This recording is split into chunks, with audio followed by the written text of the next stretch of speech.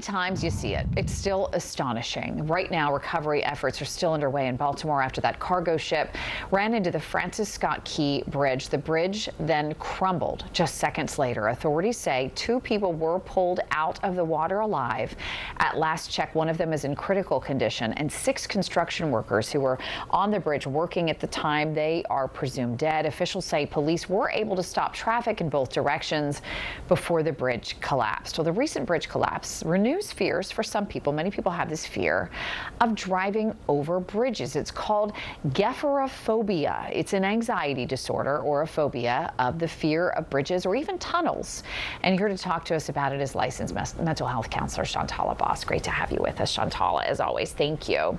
Well, I have a friend who has this fear of driving over bridges. She gets real anxious. She starts shaking. She says, if I'm driving, and I have somebody else in the car with me, I'll actually pull over and have somebody else drive, instead of me.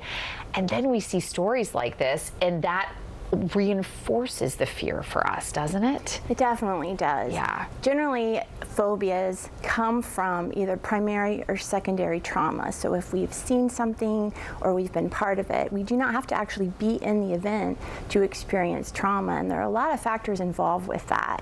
It could be genetic. You could have a family history towards that. So just because we weren't actually in Baltimore doesn't mean that we could experience some secondary trauma.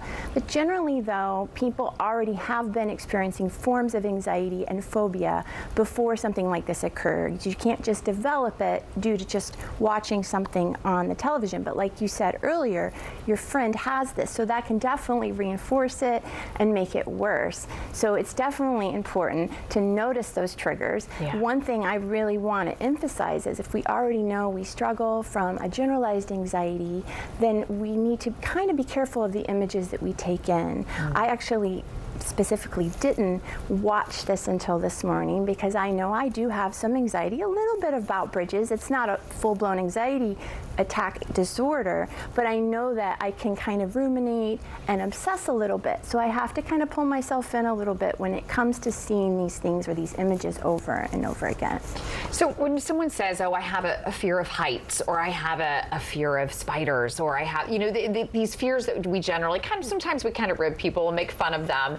How do you know if it's so serious that you should actually get help for it? Well, in the situation even that you brought up, that's probably a situation where she should probably seek assistance. Okay. If you're avoiding a situation or it's impeding your daily life, you're having physical sensations, you were saying, the shaking.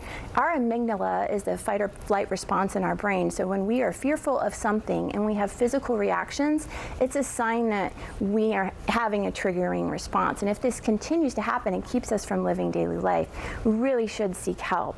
If it's a general thing where we know we can get over, it's really important to expose yourself to those things. Interesting. Go ahead and drive over the bridge. Yeah. Or baby steps. Maybe do a small bridge. So in therapy, we call that exposure response prevention, and that's a part of a therapeutic response. But if it's not a full-blown anxiety disorder, sometimes you can do a little bit of that yourself. Calming strategies, breathing techniques, listening to your favorite song when you're going over the bridge. There's so many things we can do, but it can be very serious, and not to take it lightly. If someone's struggling with a phobia disorder in general, this can be very triggering, this situation. You immediately made me think of the movie What About Bob, which you probably have seen as a therapist, right? Where yes. Bill Murray's like, baby steps to the bus, baby steps up the stairs. But you bring up a good point, because I think that's so true with so many things, right? The more we expose ourselves to something, the less we fear it. Exactly. Yeah. And that is so important that we go ahead and face that and kind of take baby steps, little bit at a time, not pushing yourself, because then we become overwhelmed and then we don't want to do it at all. Right. All right, great advice, Shantala Boss. Great to have you as always. Thank you so much for taking the time to be with us this morning. All right, 9:49, let's talk to Jessica. We do have some storms out there in part of the viewing area that she's been keeping an eye on.